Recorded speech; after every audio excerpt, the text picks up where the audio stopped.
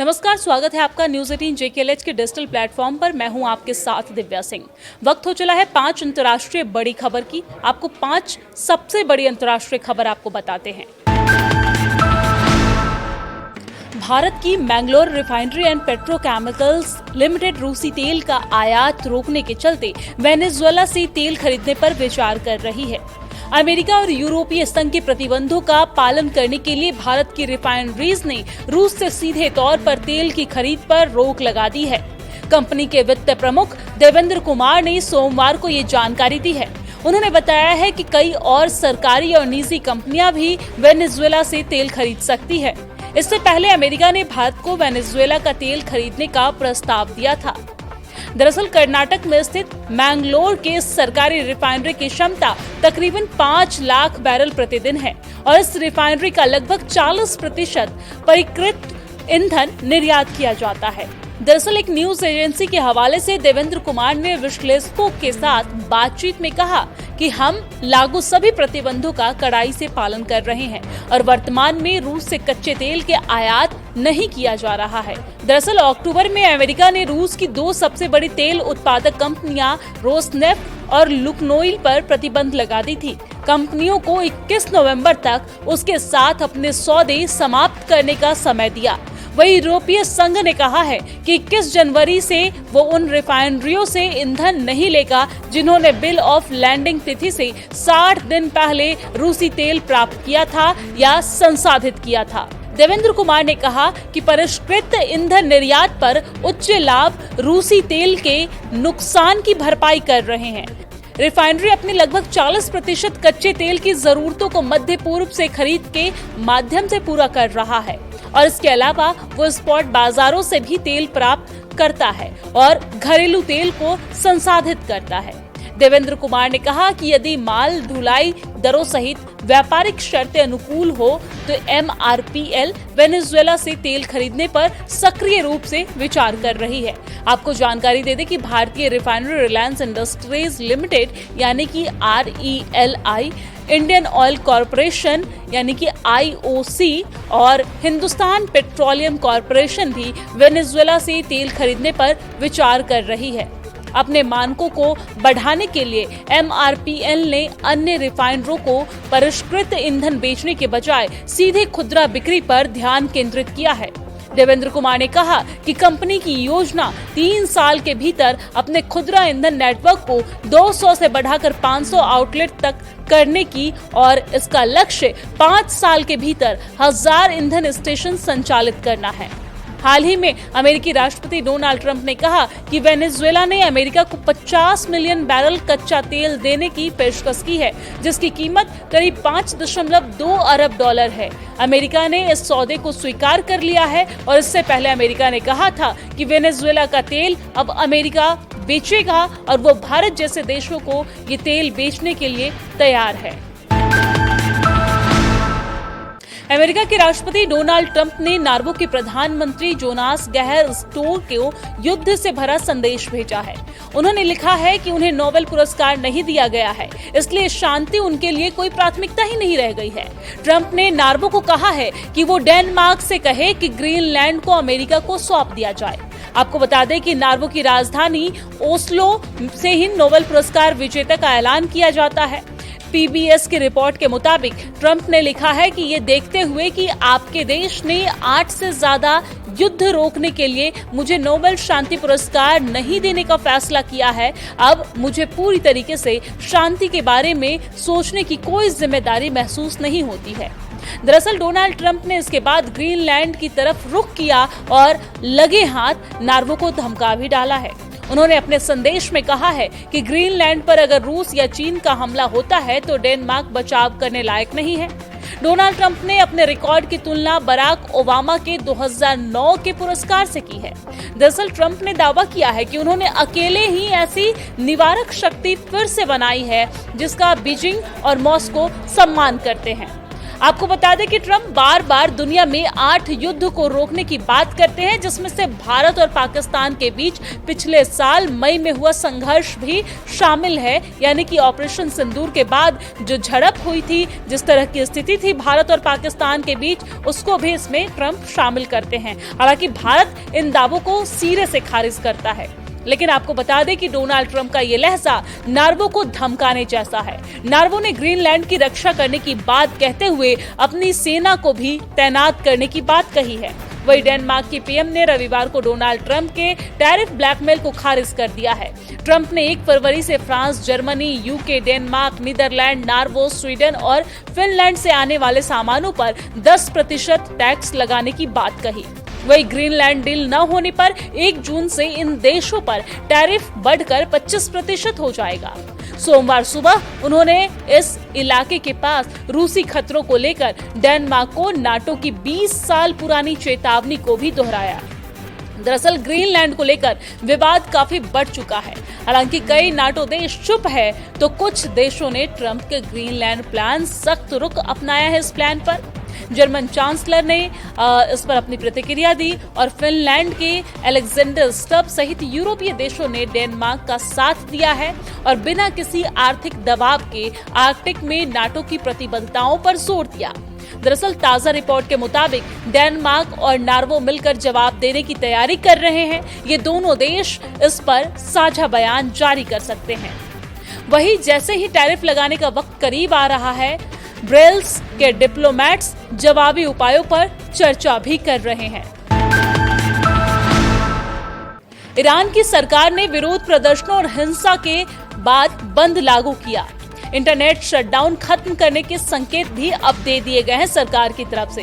दरअसल ईरानी अधिकारियों ने कहा है कि वो इंटरनेट एक्सेस धीरे धीरे बहाल करने पर विचार कर रहे हैं। हालांकि इस पर कोई डिटेल नहीं दी गई है, लेकिन इंटरनेट को कब और कैसे बहाल किया जाएगा, इस पर फिलहाल कोई डिटेल नहीं दी गई है। लेकिन ये कहा है कि इसे धीरे धीरे बहाल करने पर काम किया जा रहा है, विचार किया जा रहा है।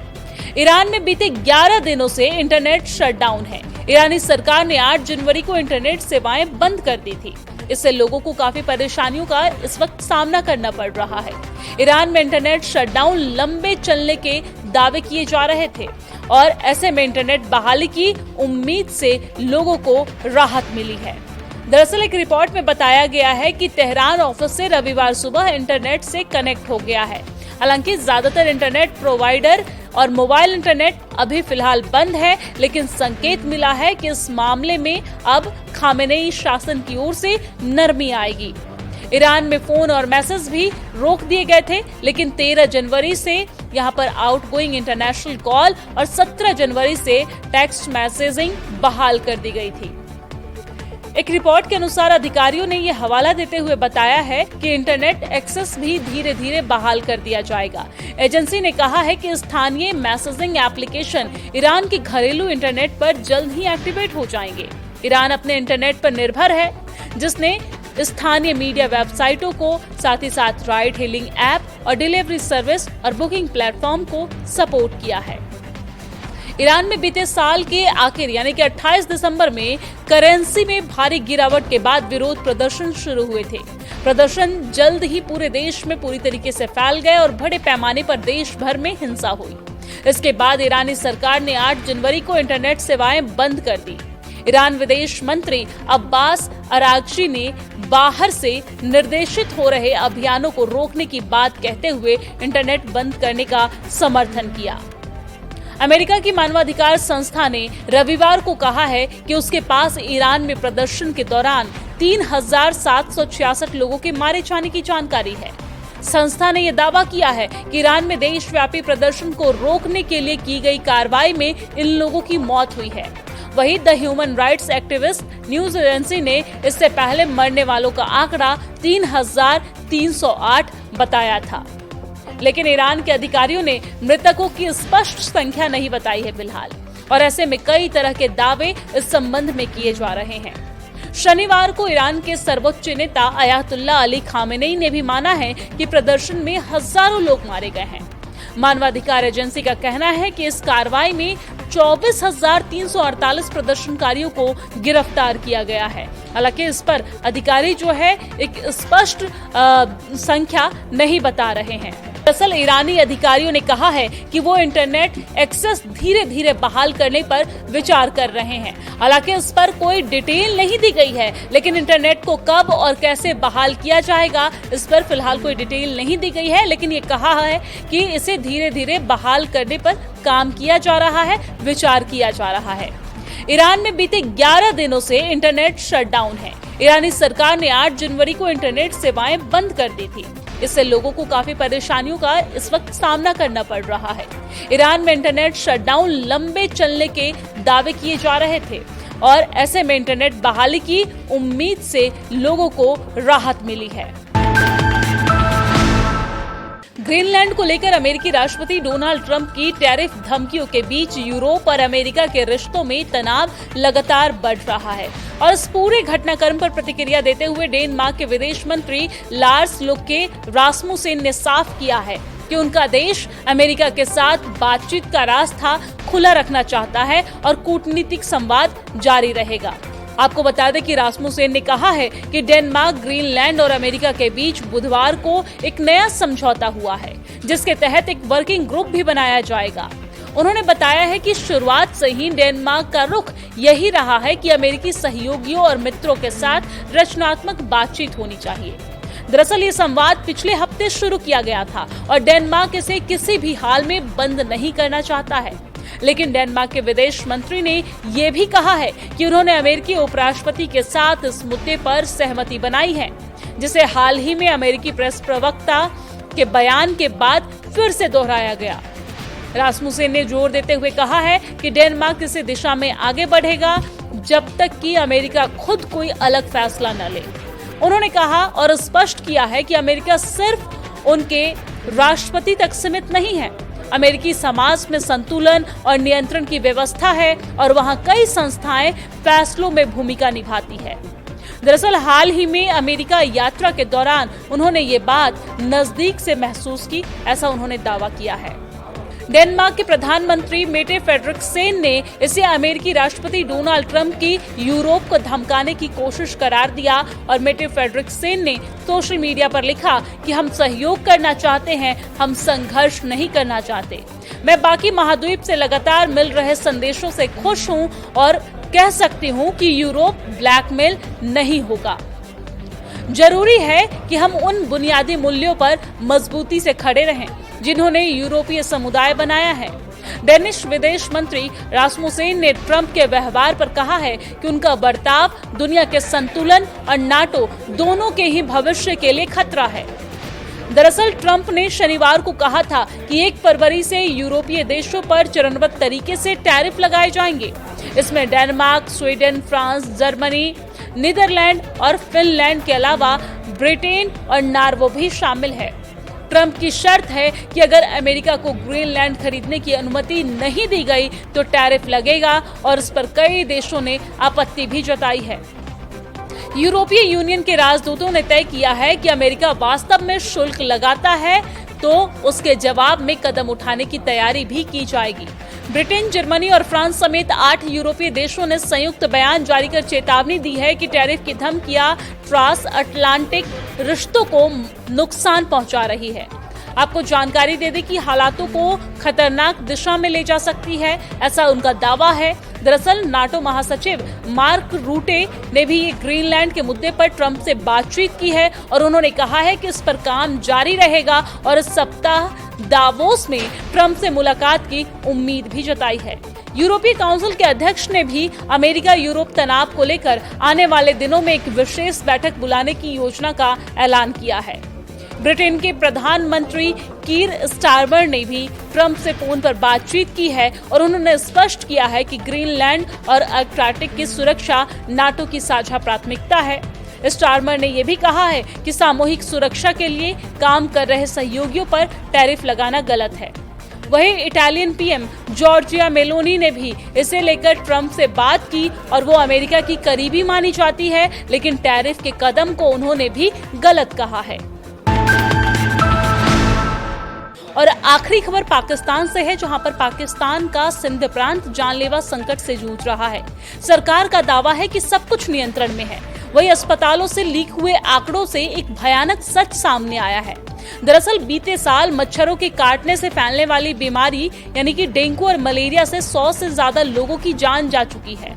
हालांकि सरकारी फाइलों के आंकड़े कुछ और ही कह रहे हैं।